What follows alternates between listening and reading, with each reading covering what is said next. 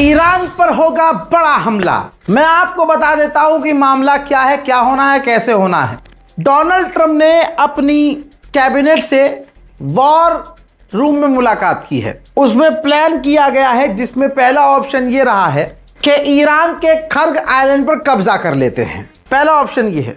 दूसरा ये कि डोनाल्ड ट्रंप ये चाहते हैं कि ईरान के खर्ग आइलैंड पर कब्जा करें ही करें, लेकिन ईरान पर बड़े हमले अलग अलग जगह करते हुए ईरान की ऑयल फैसिलिटीज पर हमले करें, ईरान के पावर प्लांट पर हमला करें। और एक जगह है पिकासा माउंटेन, वहां ईरान का न्यूक्लियर पावर प्लांट है, बहुत बड़ा और बहुत गहराई में है। न्यूक्लियर फैसिलिटी इतनी गहराई में है कि अमेरिका ने वहां हमला किया ही नहीं है, क्योंकि इतनी गहराई में अमेरिका हमला कर ही नहीं पाएगा। इसी वजह से अमेरिका ने वहां हमला ही नहीं किया। लेकिन ट्रंप का प्लान यह है कि अब वहां भी हमला किया जाए, ईरान के अलग अलग शहरों पर बड़े बड़े हमले किए जाएं। ये तमाम प्लान पूरी तरह से डोनाल्ड ट्रंप और उसकी कैबिनेट का है। लिहाजा इस चीज से क्लियर हो गया है कि ईरान पर बड़े हमले शुरू होने वाले हैं। उधर अभी कंफर्म रिपोर्ट हो चुकी है। खबर पहले थी मेरे पास, लेकिन अब कंफर्म है। ईरान के अहवाज के इलाके में एक हॉस्पिटल है, अमेरिका ने उस हॉस्पिटल के करीब बमबारी की है। उधर ईरान पर रात भर हमले जारी रखे गए हैं। चाबहार के करीब ईरान पे जो हमले हुए हैं, खतरनाक आग लग गई। घंटों तक ये आग लगी रही थी। देखिए,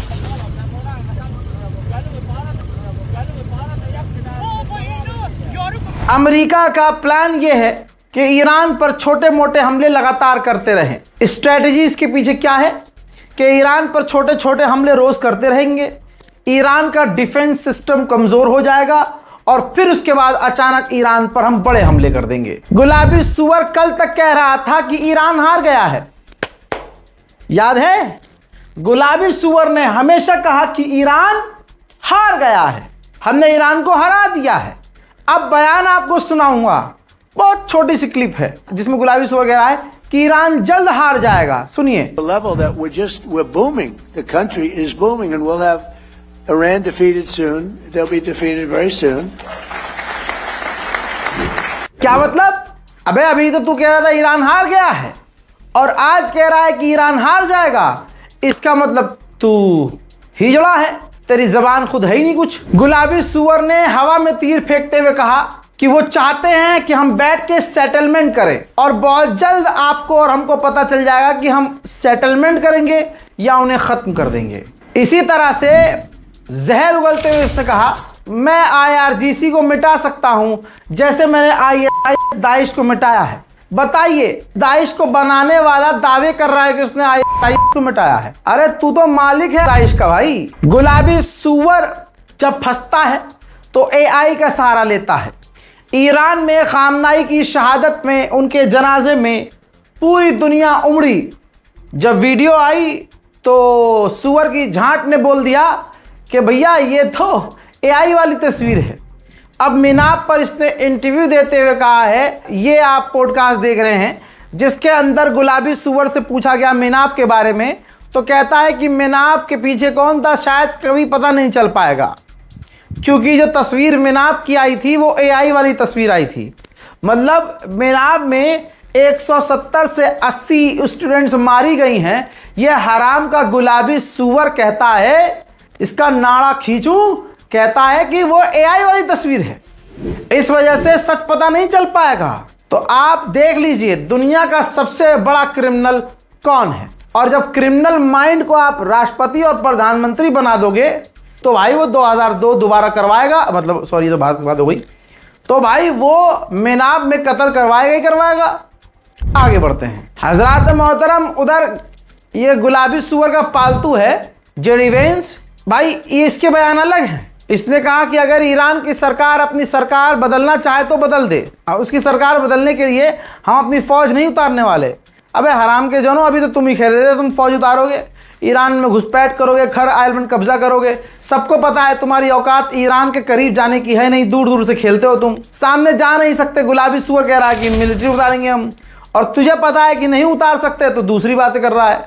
इसलिए अमेरिका की बातों पर कोई भरोसा नहीं करता। ईरान के पार्लियामेंट स्पीकर ने कहा कि हमें और मजबूत होना होगा, हम अपने अस्तित्व की जंग लड़ रहे हैं। उन्होंने कहा कि हमने कभी वेलकम नहीं किया है जंग का, ना हमने कभी शुरुआत की है, लेकिन अगर अपने अस्तित्व की लड़ाई लड़ने की बात आती है तो हम जंग के लिए तैयार हैं। डिप्लोमेसी का भी रास्ता अपनी चीज़ों को बचाने के लिए, अपने इंटरेस्ट को बचाने के लिए खुला रखना चाहिए, लेकिन ज़बरदस्ती जंग अगर हम पर थोपी जाएगी तो हम लड़ने और मरने को तैयार हैं। ईरान ने जेडी वेंस को मैसेज भेजा था, बहुत पर्सनली कहा था कि जेडी वेंस साहब सुनिए, डोनाल्ड ट्रंप के जो दामाद हैं वो और अमेरिका का मिडिल ईस्ट का जो एनवॉय है, दोनों ही अमेरिका और ईरान के बीच की खुफिया बातों, एग्रीमेंट और डील की बात हासिल करके सट्टा खेल रहे हैं, मार्केट में पैसा लगा रहे हैं और बिलियंस ऑफ डॉलर में पैसा कमा रहे हैं। हजरात, ईरान के विदेश मंत्रालय के प्रवक्ता ने कहा है कि हमारी कोई भी उम्मीद नहीं है बातचीत की, ना हमारा फोकस है बातचीत पर, बातचीत खत्म हो चुकी है, हमारा फोकस है अपने डिफेंस पर। सुनिए। فعلا متمرکزیم رو دفاع. فعلا متمرکزیم رو دفاع. हालात ईरान के इतने ख़राब हैं कि अब ईरान ने जो सेकेंडरी स्कूल का एग्जामिनेशन था, पेपर थे, उसको पोस्टपोन कर दिया है। डर तो स्ट्रेट ऑफ हॉर्मुज में सिर्फ ईरान का है। कई सारे जहाज अमेरिका की बात नहीं मान रहे हैं। अमेरिका अपनी गाइडेंस में जहाज को निकालने की बातें कर रहा है, लेकिन अभी भी कई सारे जहाज अमेरिका की गाइडेंस में आगे बढ़ने से इनकार कर रहे हैं। इजराइल ने एक यहूदी इस्राएली सैनिक को 5 साल की सज़ा सुना दी है। इल्ज़ाम यह है कि वो ईरान के लिए जासूसी कर रहा था। हजरात, कतर की एम्बेसी में ईरानियन ऑफिशियल पहुंचे हैं जो कतर के पूर्व अमीर मारे गए उनकी मौत पर शोक व्यक्त करने। मज़ेदार बात यह है कि ये ईरान के पूर्व राष्ट्रपति हैं अहमदीनेजाद। जब सवाल उठे कि अहमदीनेजाद गद्दार हैं, IRGC से धोखेबाजी की है और मोसाद से इन्होंने हाथ मिलाया, तमाम भी चीज़ें हुई हैं, तो अचानक से ये आदमी ईरान के द्वारा पब्लिक के सामने लाया जा रहा है।